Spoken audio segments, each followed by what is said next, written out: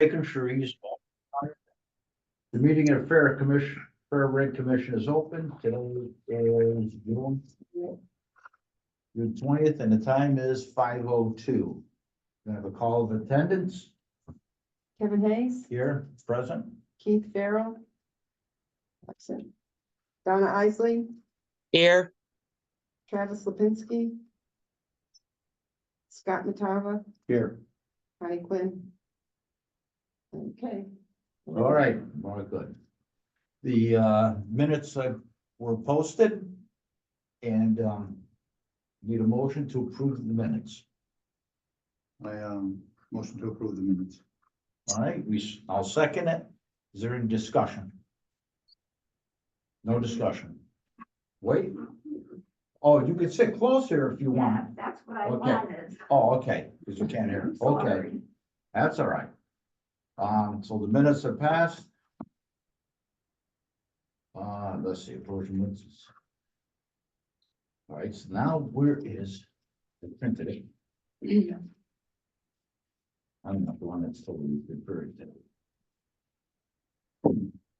Attendance. So now we have concluding the discussion for Yernick versus Malarago, complaint and discussion. It's a continuation from last meeting. We gotta have some little more discussion and then have a vote on what we'd like to do. Discussion. Well, I'd like to start by, because I have all the evidence and I went through it, I'd like to present you with some information that I think it has some bearing on this case.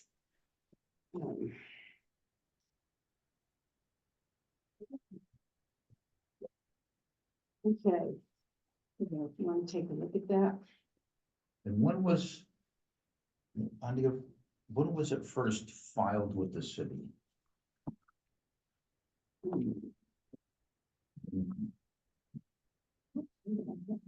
Yeah, see, I don't have a date on mine.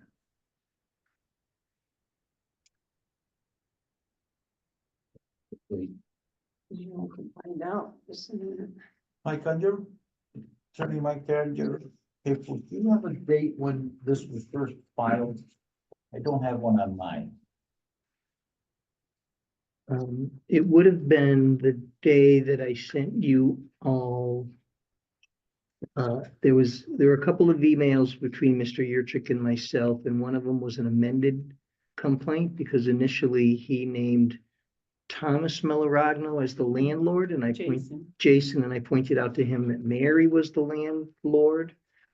And so he then he submitted a different email, a different complaint with Mary's name, and I don't know that I can put my hands on that. Okay. I'm gonna say it's on or about April 10, 2024. April's good. April's good. We have it's a pretty good idea. Okay. April 18th. April 18th. All right, I'll read the highlights on this, which you have underlined. They agreed to pay reasonable use and occupancy of $1,400 on or before the 10th of each month, commencing on January 1st.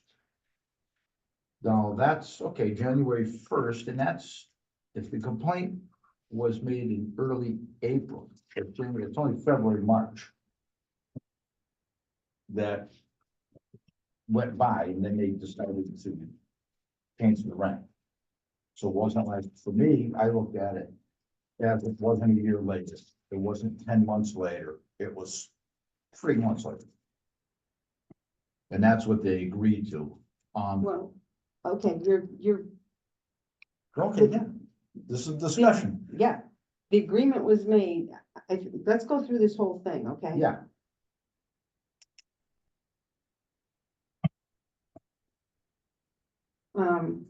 Donna, I'm gonna read this out loud because you can't see it and I can't give you a copy. I printed a copy out for you, so I'm gonna read it, okay?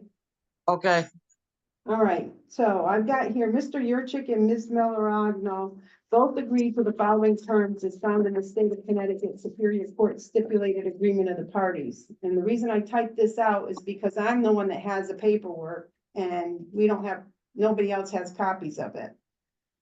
Mr. Yurchik agreed to pay a reasonable use and occupancy of $1,400 on or before the 10th day of each month commencing on January 1st, 2024 and continuing each month after. Payment was to be sent postmarked on or before the 10th of the month and mailed to Jason Melaragno at 11 Brookfield Avenue, Fairfield, Connecticut, 06825, and was to be in the form of good funds or money order. Ms. Melaragno agreed to receive for payment of the rental of her property, $1,400 on or before the 10th of each month from Mr. Yurchik. No end date was noted on the stipulated agreement of the parties. Because most leases run for 12 months from the time they are initiated, the board has assumed the agreement is for the calendar year of 2024. That's what we discussed last meeting. Now, in the stipulated agreement of the parties, it states, and I've quoted here, quote, if the defender, and I've added Mr. Yurchik's name in there to make it clear, fails to make any agreed payment, the plaintiff may immediately file an affidavit with the court's office requesting an execution without additional court hearings, close quote. And, quote, the defendant, i.e. Mr. Yurchik, shall abide by all terms of any prior written lease. The reasonable rules and regulations the landlord, Ms. Melaragno, may promulgate from time to time and any statutory obligation of a tenant under Connecticut law, close quote. Quote, if either party violates any condition other than a payment condition, the adversely affected party may file an affidavit with the clerk's office requesting a court hearing, close quote. Now, I'm going to interject here because during our last meeting, Mr. Yurchik admitted that he had not paid May's rent payment. So that I'm just bringing that to our attention as a reminder. The lease agreement, which I have between Mary Melaragno and Thomas Yurchik, includes the following paragraphs pertinent to this situation. Section 5, utility charges and renter's insurance, paragraph 3. In addition thereto, the lessee shall, at the lessee's sole cost and expense, carry a renter's fire and public liability insurance policy, naming the lessor as an additional insured with such insurance companies as may be satisfactory to the lessor, and with minimum limits of liability of $300,000. Lessee shall provide the lessor with written proof of such insurance coverage upon the signing of this lease. And then section 7 is the lessee's covenants, paragraph 6. It says not willfully or negligently destroy, deface, damage, impair, or remove any part of the leased premises or permit any other person to do so. The reason I included that is because Mr. Yurchik did not report the damage that was being done to Mrs. Melaragno's property so that it could be repaired. So I just present that as information for the discussion. Also that because a complaint had been filed and the rent had not been paid, the Melaragno's hands were tied from going to court because they can't go to court as long as the complaint's been filed and not. So I present that as information for discussion. Discussion. Opinions, thoughts. No, there was talk back and forth that Mr. Yurchik was texting Mr. Melaragno, your son, back and forth on the damages. And your son said that, Jason said that he did not receive any of those texts. We didn't see any of those texts. They were not presented in evidence. So I took that into consideration. I also took into consideration that the landlord has not been at the house for quite a long time to see damages. So, you know, that's what I was going by, along with the other things that I had written down and took notes of the back and forth discussion between the plaintiff and the landlord. So wagering my decision, I told you at the time that I would have to really mull over this and take a look at this And while traveling, I got an opportunity to do that at night and I didn't have this unfortunately. But with that said, you know, I focused on the 12-month calendar year of 2024. I also focused on the lack of payment for that month of, I think it was April. Was it April? May. May. So in my decision, looking at back and forth, so, I mean, that's where I'm looking at my stuff that I'm gonna be based my decision on, along with, you know, the lack of evidence with local rents or sales of houses. You can do regional all you want, they're not the same. They're not. Cause I'm gonna tell you right now, downtown Torrington doesn't get that kind of money. With houses that are completely renovated, so. So that's what I'm gonna base my decision on when we finally make a vote on this. Well, on section 7-148D. The Connecticut General Statutes, this is just after the 13. Harsh rule. What's the statute? Actually, we can go C. What's the Section section? 7-148C. Considerations in determining rental charges to be excessive. In determining whether a rental charge or proposed increase in a rental charge is so excessive with due regard to all the circumstances as to be harsh and unconscionable. A Fair Rent Commission shall consider such following circumstances as are applicable to type of accommodations. Well, that's another thing that I mulled over too, is because $1,400 stayed for 4 years. From the 2020 till present, so Yeah. 3 years with no increase at all. And the way things were going, I kind of felt that probably the increase should have happened. And if it did, this outcome, in my eyes, may be a little different. That now you're kind of getting close to what they're asking for now. Could it be malicious intent to get them out? That came across my head too. Yeah, see, I mean, yeah, and I use the section that says harsh and unconscionable. You know, and also that it was only 3 months ago before this all started. There was the court that they both agreed on the price. And I think that was the opportunity for the landlord to say, give me a 3% raise. Give me a 5%. I need an amount. He agreed to that amount just prior to, you know, this filing. Now, I think, I'm not sure of the rules, regulations, we'd have to dig.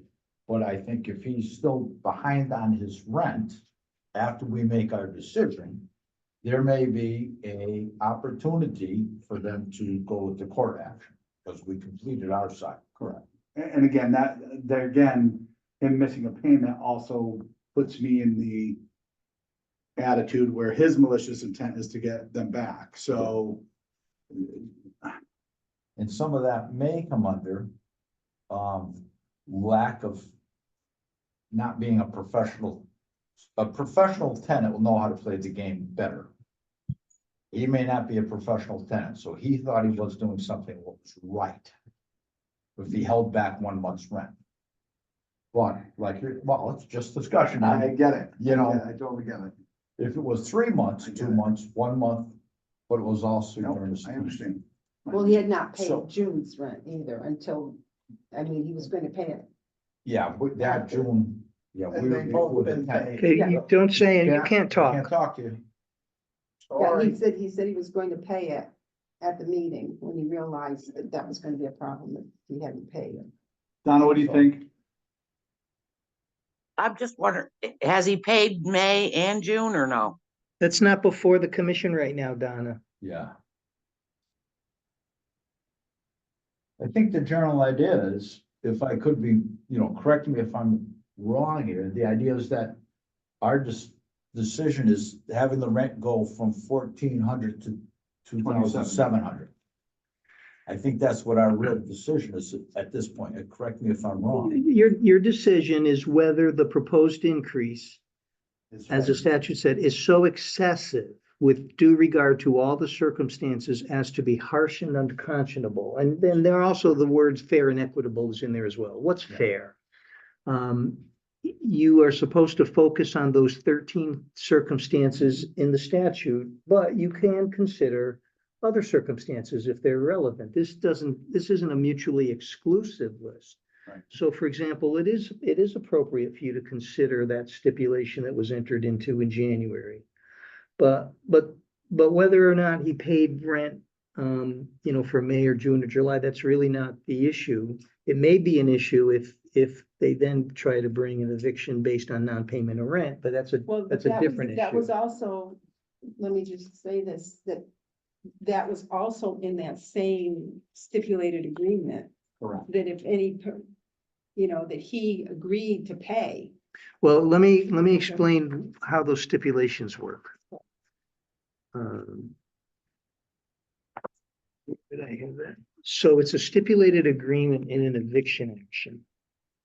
And the phrase that you're referring to says that judgment may enter in favor of the plaintiff. And the judgment that enters in favor of the plaintiff is a judgment of possession of the property. Because that's what an eviction is. And an eviction doesn't get back rent. You have to do small claims for that. What it does is you're looking for a decree and order that gives the landlord possession of the property back. The way that a landlord enforces the judgment is to get what's called an execution of eviction. And an execution of eviction is issued by the court. It's given to a marshal. The marshal goes to the property and says to the tenant, you have to get out. And if he doesn't get out, the marshal puts him out and moves all his stuff out to the street. And if need be, contacts a police officer.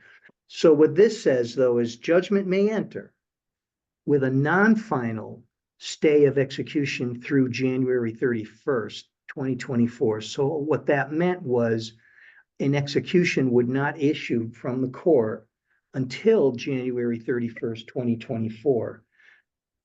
Except that if the defendant, the tenant, did not make the payments that were mentioned in here, starting on January 1st, on or before the 10th month, the landlord could go back to court and say, hey, January 10th is here. He didn't make the payment. I want an execution now. I'm not going to wait till January 31st. So that's what that means. Do you follow me? Did I get that right? So that's what it is. It's a stay of execution through January 31st with the proviso, though, that if he did not make that, say, $1,400 payment on or before January 10th, the landlord didn't even have to go back to court. They just file an affidavit in court that says he didn't make the payment, and the court would issue an execution and marshal goes and kicks him That out. would be done. So that's what that means.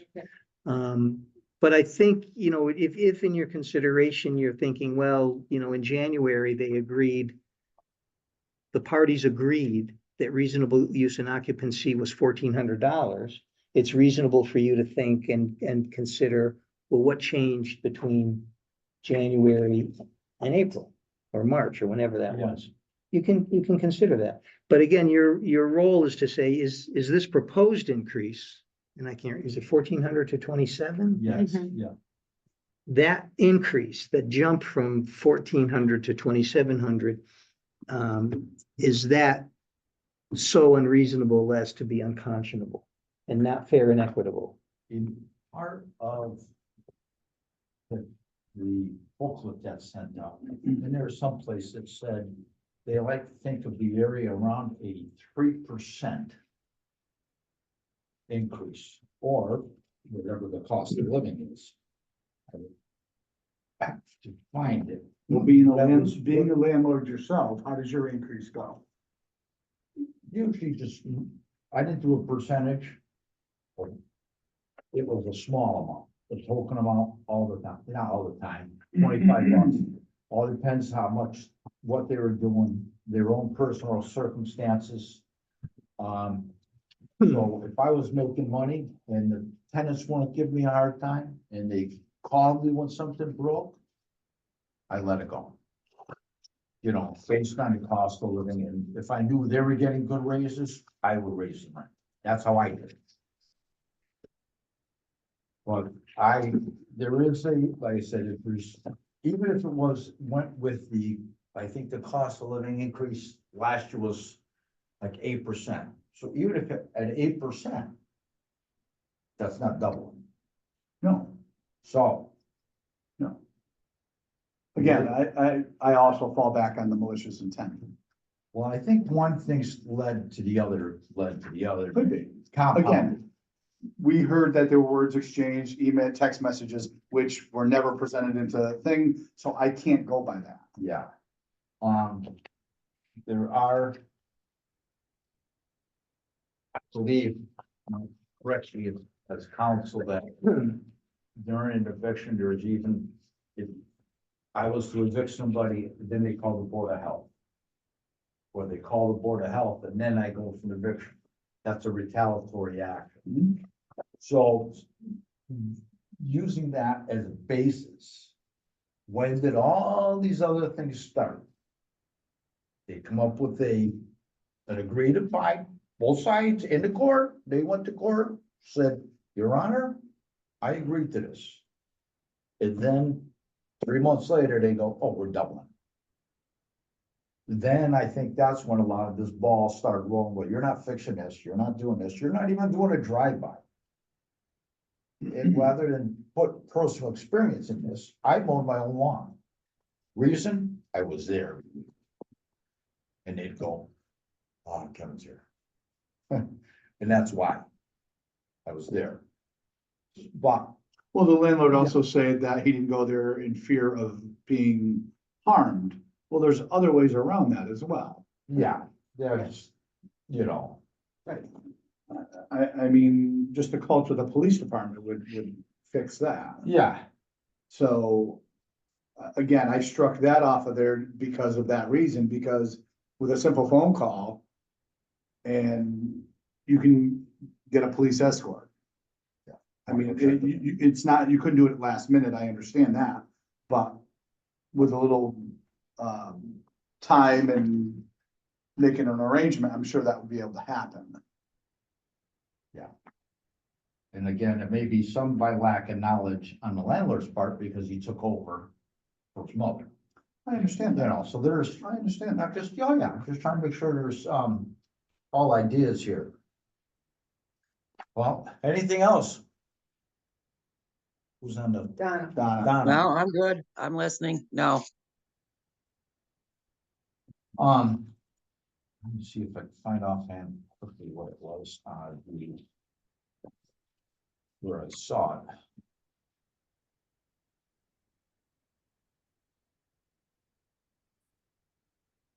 Can I let, this was again.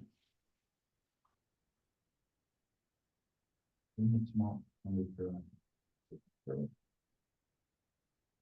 the one of the sections, again, this is information.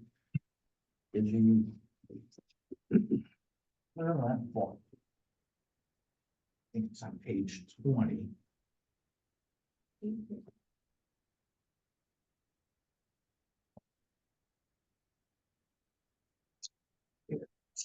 Page 20. The fair rent agreement. yeah. And one, two, three.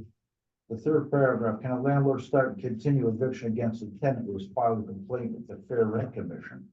Or there's a whole paragraph describing that, but, after the commission has decided the case, make rent payments of the amount returned to be fair and equitable by decision of Fair Rent Commission.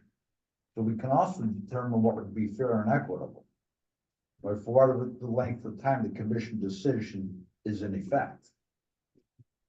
So I think we may have two choices, to accept or deny the increase, and if they want to put an increase, we can put an amount.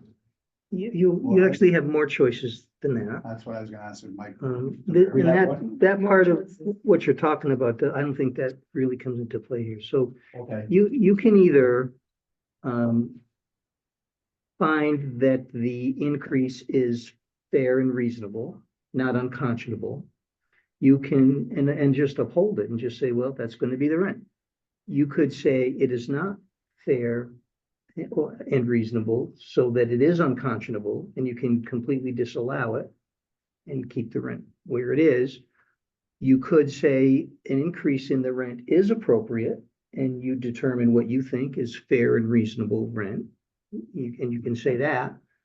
Or you can say, the rent should be increased, and you can phase it in over time. You could say, Yeah. we think a fair rent maybe is this amount, but doing it all at once is overly burdensome, so we're gonna spread it out. So you have a lot of options on the table of what you I can do. remember seeing that one. Yeah, it's not a absolute yes or no, black or white. You have a lot. But again, the idea is the proposed increase unconscionable, so inequitable that it's unconscionable. And the terms are kind of interchangeable, fair and reasonable, fair and equitable, so as to be unconscionable. I mean, really, it's really, what do you think is fair? What do you think is a fair Yeah. increase? And then, if you determine that the 2,700 is not a fair increase, then you have a lot of options of what you can order. You could just say, here's an amount that we think is a fair increase, and just say that's what it's going to be. Or again, you could say, here's what we think is a fair increase, but we don't think it should happen all at once. It should be phased in over time. But it really just, I know you have those 13 circumstances, but again, that's why I think, Kevin, I sent an email out that said, I think the type of analysis doesn't just lend itself to a checklist like yes, no, Correct. da. But those are the things you think about. Right. And it's up to the parties to bring that evidence to you. Yeah. And I can tell that you have a lot of questions about a lot of other things you'd like to consider, but the parties didn't bring you that evidence. Yeah, And it's up to them to do it. Which So, puts huge holes in both of their right, arguments for the rent and right. staying the way it is. I mean, I sat and looked at my notes, and I sat and looked at the case itself, and I'm going, and remembering the picture, I don't have enough. Yeah. But you gotta base your decision on what you got. Exactly. Whether it be, Kind of I mean, if we had more, would my decision change? Possibly. Yeah, good. But yeah, I mean, it was, So it may be helpful to, even just kind of pass it around the room, and maybe you could go one at a time and say, what do you think is fair and reasonable? What do you think? What do you think? And then you, as a commission, you need to reach a consensus. You would take a vote. It doesn't have to be unanimous. I mean, there could be 3 of you who decide one thing is fair and equitable. Somebody else decides that's not. Well, sorry, you lost. well, The unfortunate thing is if it's 2-2, yeah. you're kind of stuck. Then I do believe the rent should be increased. I mean, over 2020 to now, everybody's rent has increased. And unfortunately, whether you have a fixed income or you're wealthier than anything and just don't want to own a home and you want to rent, it's irrelevant to me on that aspect. Everything has gone up, no matter what you do, whether it's fuel. I mean, in my industry, a brake drum went from, and I'm just giving you an example, a brake drum went from $126 to $800 for the very same item. I didn't have a choice. And because we're under contract, I can't charge the city anymore. So where does it come from?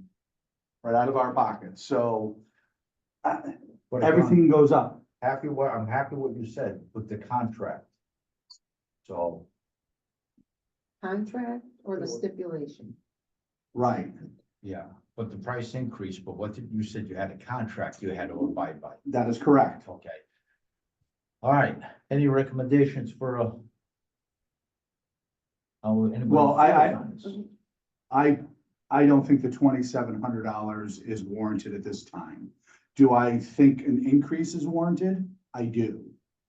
But I don't think the $2,700 is warranted after what's been presented to me. And that's all. I agree. I do too. Donna? Donna?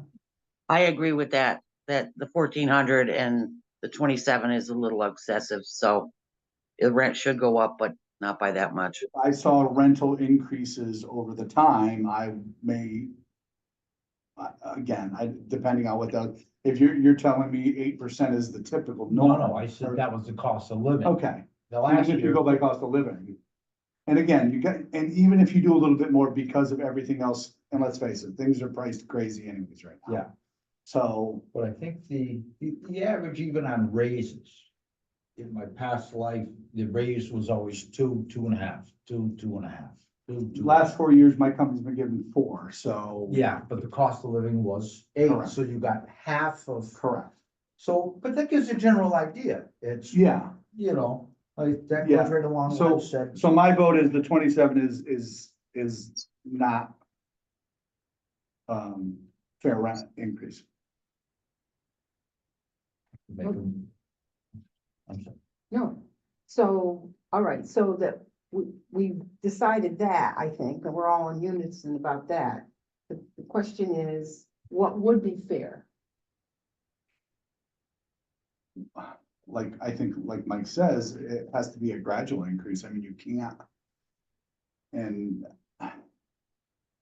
again, the experience of the landlords that are present in this committee would be no better than me because I've never been a landlord. And God only knows I never want to be a landlord. So, it's just, I would have to go by possibly the recommendations of you because you being a landlord at points Yeah. in your life. And Donna, you rent, correct? Yes, I do. Okay, so. I can give you an example. Over the last 4 years, mine's please do gone up. that. In the last 4 years, it's gone up 10% every year. 10%. Yes, Okay, okay. Yeah, But, okay, no, go ahead. no, 10%'s not bad. I mean, Yeah. it's not bad. That's $100 on 1,000, yeah. Yeah, So- yeah, so- it's, And like I said last year- so, and you say sometimes you didn't do it. Yes, So now I have two different perspectives. Tanya, you and I are Right, owners, so we don't. thing I'm gonna bring up the attention to is when they entered into this court agreement, the landlord was represented. Attorney Eversole, represented by an attorney. Yep. So he had the better knowledge of what was happening. Okay.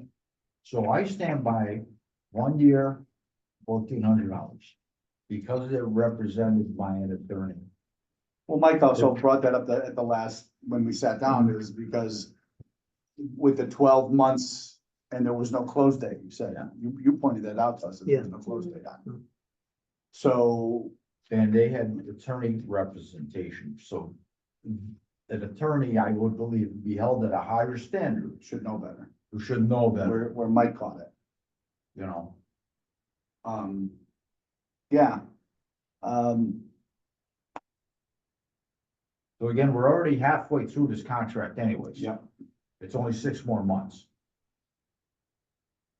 So at that point, yeah, you got 6 more months and they're open for a new contract. And they could do What, the what, races at what that. are you talking about, a contract? What Where's contract are the- you talking it's about? Well, if we follow the state, but It- there's it's no- just a there's one-year no end to contract. it. It's not There's a, no it's not a end to it. contract. but if we use that as a basis, because there's no end date on it. So we discussed some of this last time, so does that mean that goes on forever? They had attorney representation. I'm just saying, you don't have a contract. There's no contract between the parties. Yeah.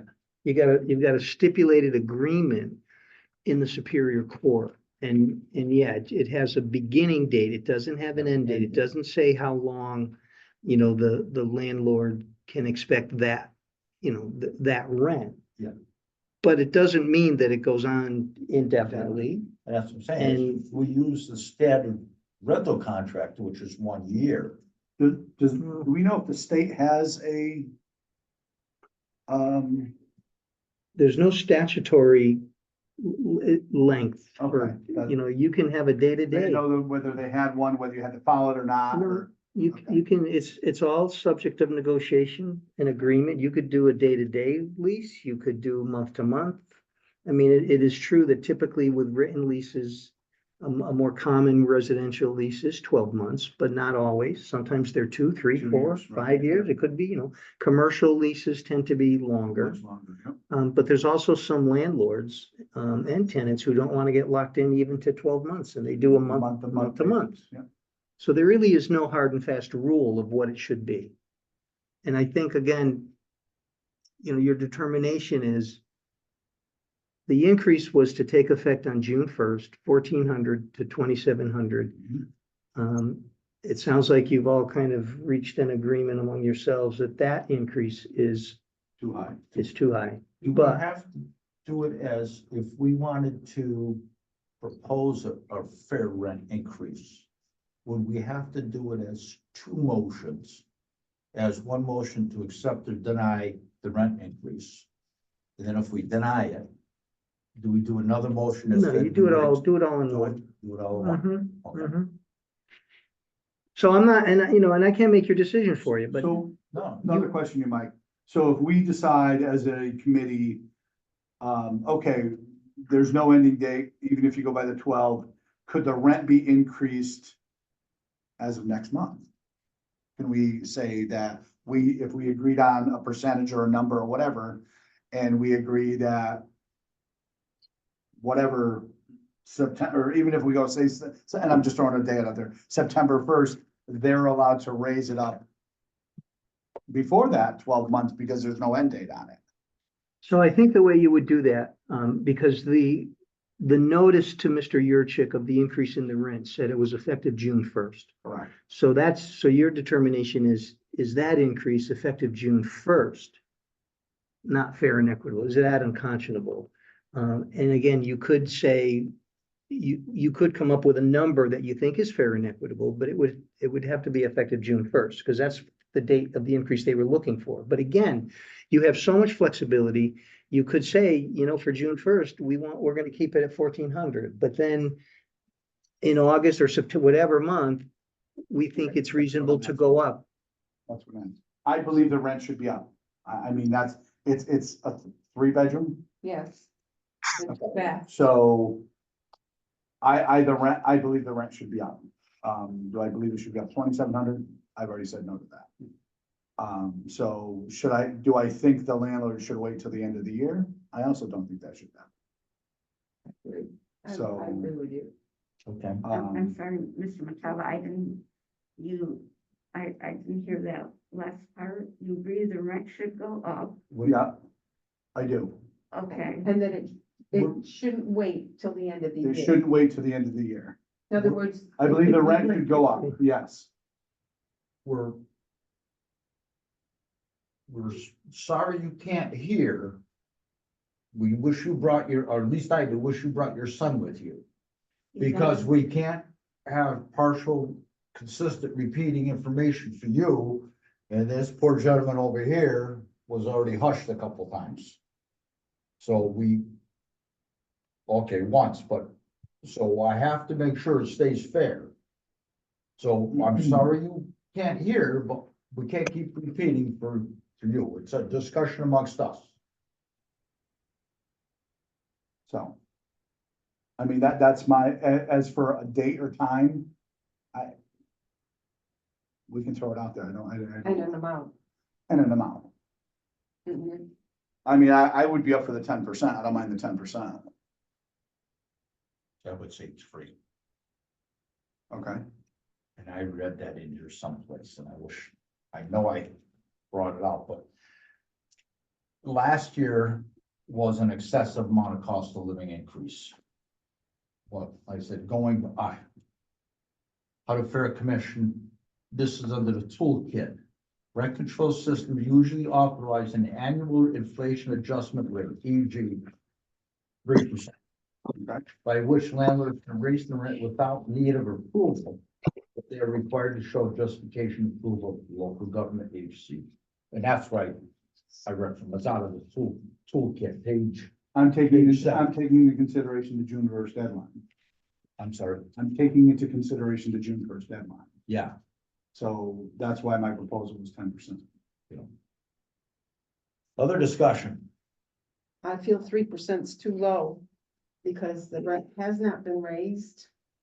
And the landlord, when Mr. Yurchik was injured, was gracious enough to offer some mercy in his payment and allowed him to go without paying her his rent.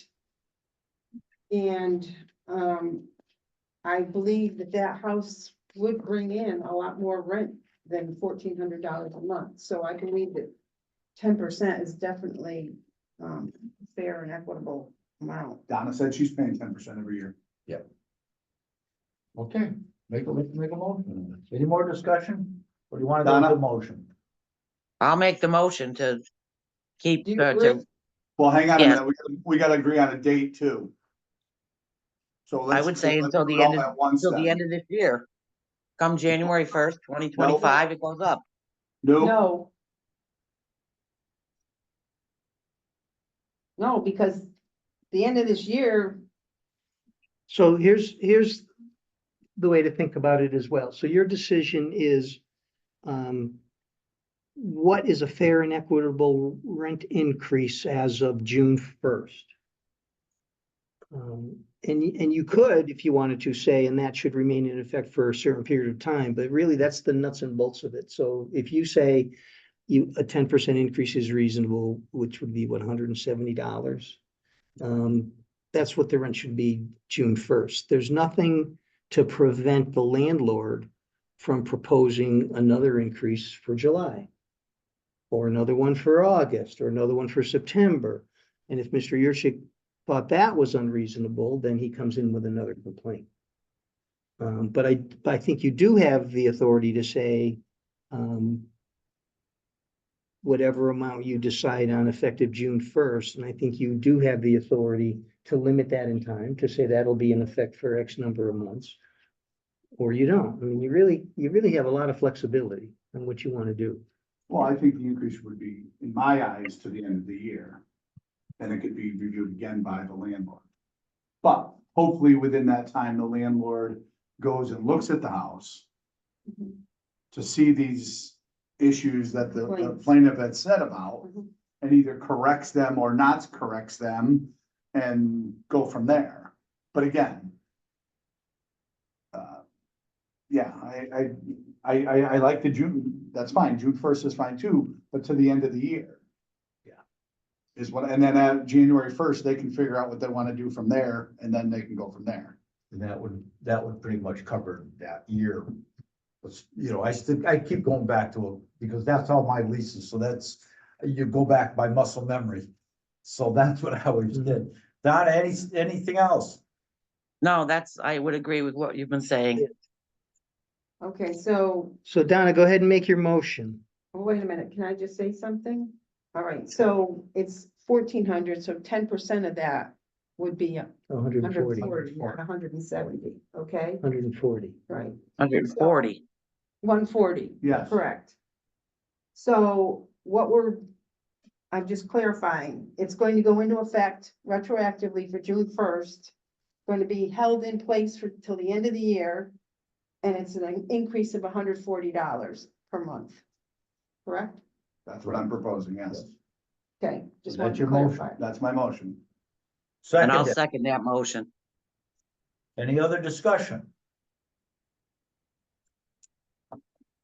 None? So we'll go for a vote. All in favor? Aye. All opposed, any opposed, opposition? Motion is passed. Secretary will file the paperwork and send it. Send it to them and know what we come up with. Okay, so I think now, Mr. Chair, you close the public hearing. Because that's what we did. We just finished the public hearing on that complaint. So now you close the public hearing and continue with the rest of the agenda for the Fair Rent Commission. All right, let's close, motion to close this portion of the meeting and we'll go back to our regular meeting. I motion to close the public hearing meeting. Second, discussion? All in favor? Aye. Aye. Aye. Motion passed. We're back in regular meeting. Okay, I mean, you folks are welcome to stay for the rest of this meeting, but you know, that complaint now has been decided. Okay, good luck. Thank you. Good luck. Thank you. Try to get along. Yes. It'd be really great if you guys could just work something out. It's tough. All right, let's, I appreciate it, thank you. Have a good day. yeah, What's your name, Mike? no, Kevin, Kavanaugh. Mr. Hayes, Mr. Hayes. I'm old. I think you were on to something though. Because Okay, that's. No, Stop. all right, Stop. no, Goodbye. we don't want to hear it. Thank you very much, have a Thank- great night. We'll take the thank you portion, but that's it. All right, Yikes. all this, I lost my agenda. What's next on the agenda? Discussion of the Santiago. Okay. Let's have some discussion of Santiago complaint, and that's a Fair Rent Commission 24-4.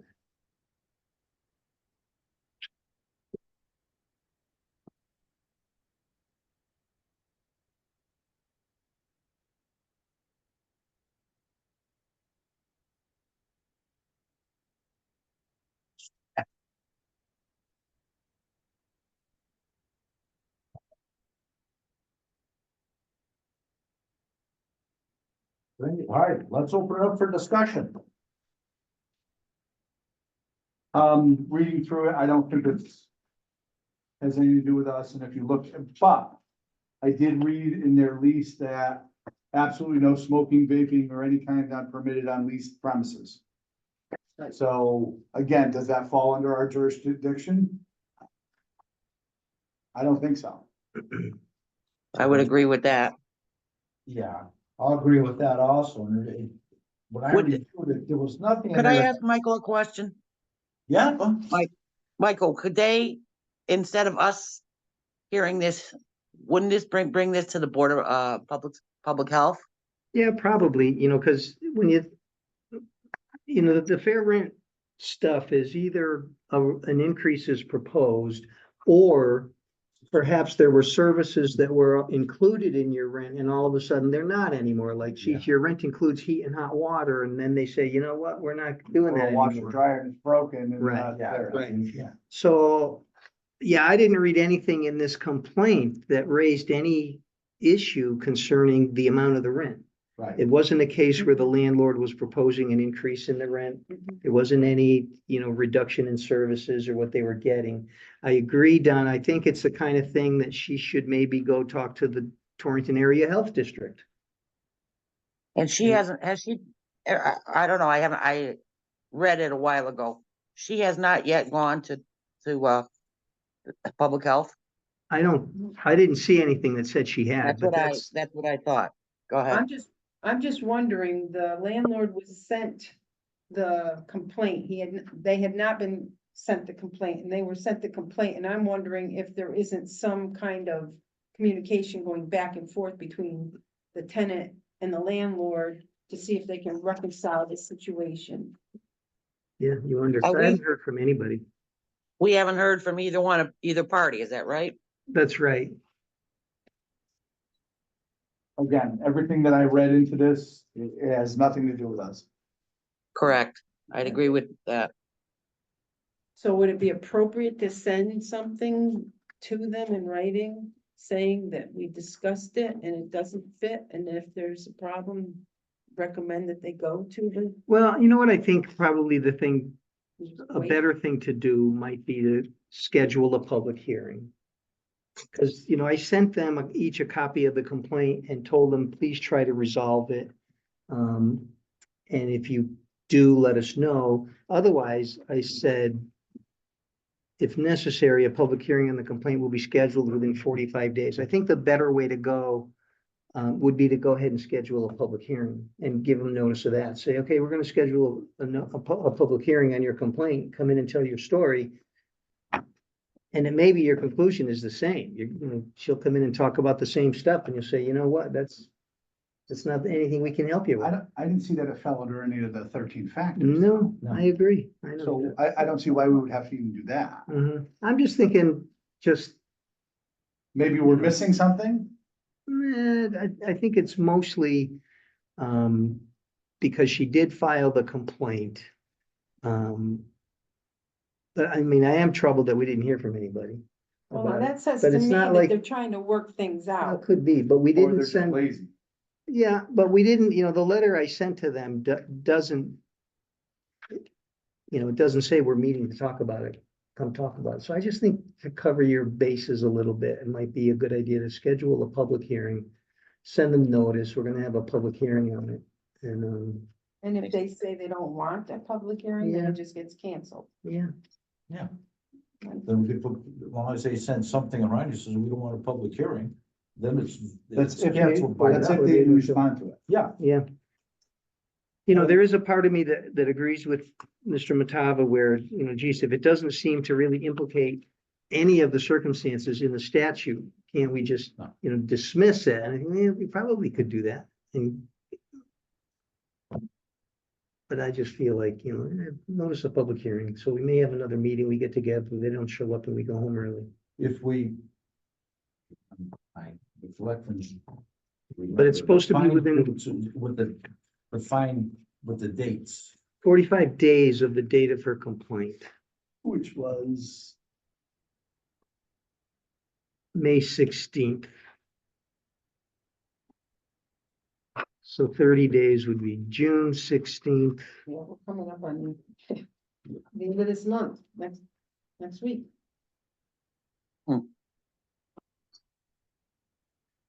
Well, here's the other thing. I mean, I could, and I'll let you guys decide, really. And maybe I'm just being overly cautious. I could send her a letter. You could take a vote and instruct me to send a letter that said that upon review of your complaint, the commission determined that it was not a fair rent commission issue. I'll flower up the language a bit and say you didn't present anything that gives rise to a valid complaint under the fair rent statute. So your complaint is dismissed. because reading that, I mean, she should be talking to her landlord. Or Torrington Area Health. Or Torrington Area Health. Right. I mean, it's in her lease that there's no smoking. Mhm. Yeah. Mhm. What's the wording that says when? Even though we reject it, but you could still come back, Well, without prejudice, thank you. you could say that. Something along that line says, But, we'll reject All it. right, so I make a motion that Mike sends the letter to this plaintiff on this issue. Okay. I second it. Any discussion? No discussion. All in favor? Aye. Aye. Aye. Opposed? No opposition, motion passed. Okay, I'll do that. Yeah, Yeah. Yeah, no, I know. I mean, that's what you're doing is probably gonna be the right thing to do. To give them that option, Mhm. but if they haven't reached out to anybody and everything I've read. Good reading in a hotel room, by the way. Mhm, mhm. Yeah, okay. I'm on vacation next week, all the way until the 13th of July too, so. So it'd be tough to get you here One for a hearing month. anyway. I said next week. To the Oh, 13th of okay. July. 2 weeks. Well, My wife seems to think I've already had 2 vacations Can I- away the last 2 weeks. I'm on vacation every day. Okay. All right, Move on to the next yeah, agenda next item. business, I'm waiting for you to make sure we're up to speed. Well, before you kept saying, wait, so. All right, what are we on now? Review of complaint hearing procedures. 14.3. What's that? Which one was that? So I just thought, we probably should have, and maybe tonight's not gonna be the right, I don't even know what time it is. What time is it? Literally, 5, 6. 4 to 6. To just, give you some guidance about how to handle hearings and how to handle witnesses and testimony and all of that. And so I was working, and I think, did I send you guys a little hearing procedure thing? If I haven't, I've been working on it. Yeah. So I've been working on a document to send out. And a lot of it is, really kind of law school stuff. How do you handle witnesses? What's admissible evidence? How should you go about things? And it's really more for the chairman than anybody else, because he's running the meetings. But in the event he wasn't here, somebody else, would need to. Mhm. So that was kind of the point of me saying we should talk about that. But let me finish up this document that I was working on that was essentially about hearing procedures, and get that out to people. And we can use that as a topic of discussion at a regular meeting. That's kind of like what Okay. I was trying to do. when I Yeah. sent you like a check sheet. It's like. Yeah, I didn't like I know, that. but it was just something, I know you don't like it, but Yeah. it was some type of guideline, like you said, if I Yeah. wasn't here, But he like, could look at it and go, okay. but like Mike said, though, it's really not a yes and no thing. Right, right, There has Doesn't to lend be- itself to checklists per se. I No. mean, only in the sense that here's the 13 factors, did we consider them? But it's not, each one, it's not like a yes or no answer. Right. And I agree with this hearing, Yurchik hearing, both sides, did a pretty poor job. And Mr. Yurchik, he's pro se representing himself, because he should have come in, talking about how much income he makes and what his other expenses, basically come in with a budget and say, here's my rent, What I get. here's my utilities, here's my This is food, what I got coming in. right. That's what I was He expecting. ain't doing it. And threatening him, why don't you bring that to our attention? Yeah, Because that would have played a huge yeah, on me. yeah, and and Attorney Because I don't Eversol, go for the bullets. the one thing Attorney Eversol did, I thought, a couple of things that were okay. Bringing in comparable rents. Mhm. And that's again where Mr. Yurchik really just didn't have the wherewithal to challenge any of that. And that goes along 'Cause- with, why didn't he bring a budget? Why didn't he bring Right, expenses? But you're stuck with, and you can inquire, you can ask him questions. You could have said to him, how much do you bring in? So I think he said he was on social security disability. did. And did he say how much he get? I don't remember. No. He never said how much he No. gets. That's actually very low. That's what? That's probably. But you don't know what else he has coming in now. Right. He may have a pension coming in, he may have whatever, if Yeah. he served in the military, and then we don't know his answer. And So, again, so normally you would expect a tenant to do that. Yep. Here's what I have, here's try my the bills, blues. Well, but you're stuck anyway. yeah, Um, I've, on a personal note, I've gone to small claims like that. And this person had a bachelor's degree and came in with nothing. mhm. I had paperwork laid out on how much your rent should be, how much this should be, so I could present my side. He had nothing. Well, what else was And that's what a disturbing? and that's what a bachelor's degree. What else was disturbing is he hasn't been at the house in years. Right. Yeah. Right. So, Even if you have somebody coming, they shouldn't Yeah. be reporting to you. They're in a tricky spot, I Well, think, because the one thing that Attorney Eversol was representing was that she's been living in the family home with her sister, Correct, but she wants to move back into her own home. correct. Right. That sounds legit, It does. but they're kind of stuck now because, under the statute, that's where you get into the whether they can bring an eviction action now. Right? Because Attorney Eversol said, well, he hadn't, and whether he paid the rent for May, whatever he hadn't paid, April, May, June, whatever. It's kind of neither here nor there, but they wanted in legislation in the state of Connecticut, they wanted to eliminate lapse of time evictions. right, I know, I saw that. It didn't go, it didn't It didn't fly, go over because the landlord groups went out and made a big stink on it. right? I attended some of those, not Hartford, but the landlord groups. And they're like, no, lapse of time, his contract is up, like in his case, contract's up, you're getting evicted. Yeah, And because I want to put family in. Well, her wanting to go back to her home just didn't occur. I mean, it had to have been planned for a while you now. would think. Also that house from the pictures is gonna need a ton of work to it for her to move back in and be safe for her. Well, part of it's because he never, they didn't go in. There was dereliction of duty on both Yeah. sides. He But didn't you know what, start- let's, Hold on, I got a let's, question here. let's close this meeting. Yeah, that's where I was going, is can we really valid, this is discussing something we closed, Right, so we, so if there's no other business, you can entertain a motion to adjourn. is it Kind of, is there any other business? No. motion to adjourn? So Second, moved. all in favor? Aye. Any discussion? Good. Ooh. Well, Who was the second? Me, Donna said so moved. Well, you said so moved. second. all right, second. So who made Any the motion? discussion? I made the motion. Okay, Any discussion? All in favor? Aye. Aye. Any opposed? Meeting is closed. okay. So I gotta stop recording, which I think might, let me see.